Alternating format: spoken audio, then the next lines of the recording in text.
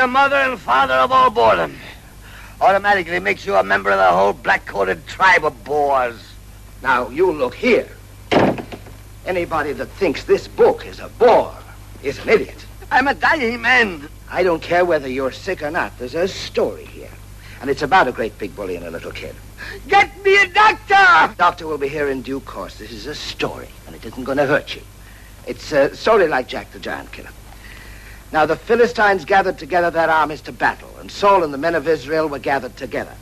And the Philistines stood on a mountain on the one side, and Israel stood on a mountain on the other side, and there was a valley between them. And there went out a champion out of the camp of the Philistines named Goliath of Gath, whose height was 6 cubits and a span, and he was armed with a coat of mail, and the weight of the coat was 5,000 shekels of brass, and the staff of his spear was like a weaver's beam, and one bearing a shield went before him.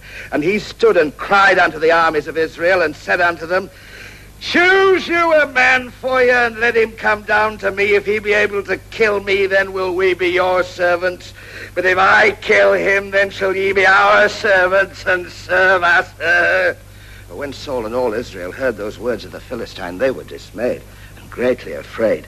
Now David was the son of Jesse, and he had 8 sons, and David was the youngest.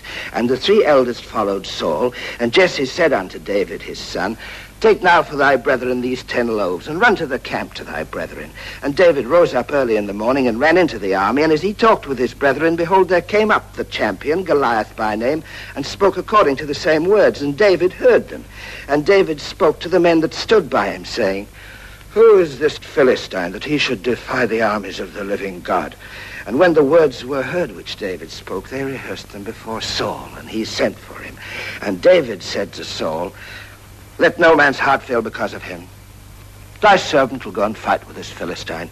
And Saul said unto David, Thou art but a youth, and he a man of war from his youth. And David said unto Saul, Thy servant kept his father's sheep, and there came a lion and a bear, and took a lamb out of the flock. And I went out after him, and smote him, and when he arose against me, I caught him by his beard, and smote him, and slew him. Thy servant slew both the lion and the bear, and this Philistine shall be as one of them. David said, moreover, The Lord that delivered me out of the paw of the bear and out of the paw of the lion, he'll deliver me out of the hand of this Philistine. And Saul said unto David, Go, and the Lord be with thee.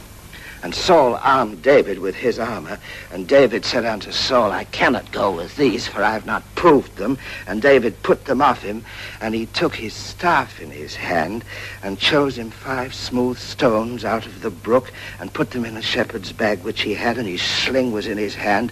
And he drew near to the Philistine, and the Philistine came on and drew near unto David, and the man that bore the shield went before him.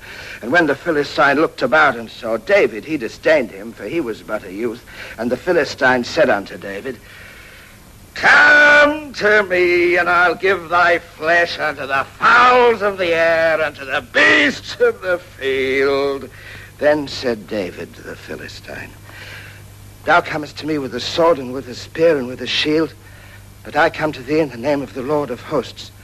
This day will the Lord deliver thee into mine hand, and I will smite thee and take thine head from me, that all the earth may know there's a God in Israel. And David put his hand in his bag, and took thence a stone, and slung it, and smote the Philistine in his forehead, that the stone sunk into his forehead, and he fell upon his face to the earth. But there was no sword in the hand of David. Therefore David ran and stood upon the Philistine, and took his sword, and drew it out of the sheath thereof, and slew him, and cut off his head therewith. And when the Philistines saw their champion was dead, they fled. And the men of Israel and of Judah arose and shouted and pursued the Philistines. And David took the head of the Philistine and brought it to Jerusalem.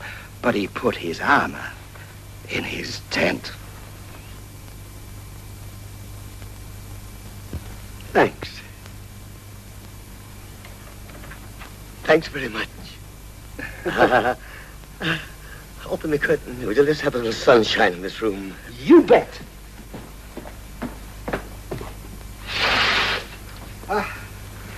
God works in a mysterious way his wonders to perform. You seem interested in that picture. That's my son. Oh, really?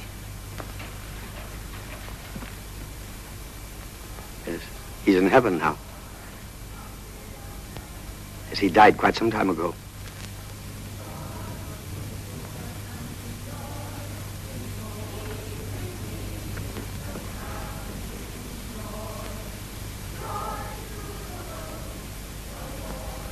I would like to come to reach you again, but I have something to attend to at my church immediately. So long, pal. So long, fella.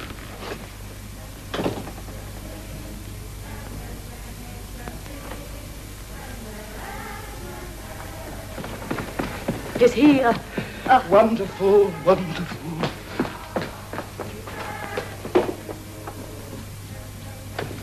Your umbrella, sir?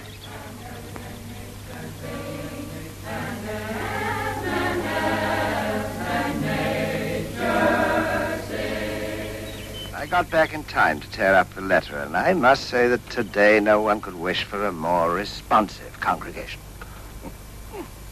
Where's the sick man now? He's with his little boy. Did you really see the little boy? Do you believe that I did? Oh, yes. Yes, I do. Now, I can print this?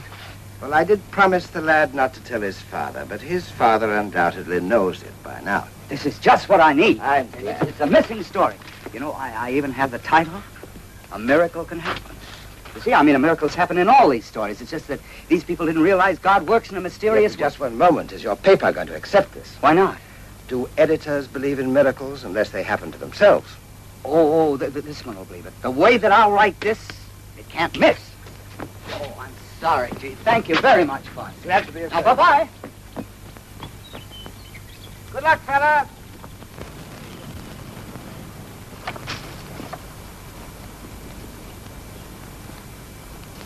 Now that you've been to church, Sticky boy, I'm going to rip you apart. There's not a chance. Why not, may I ask? I just found 5 smooth stones.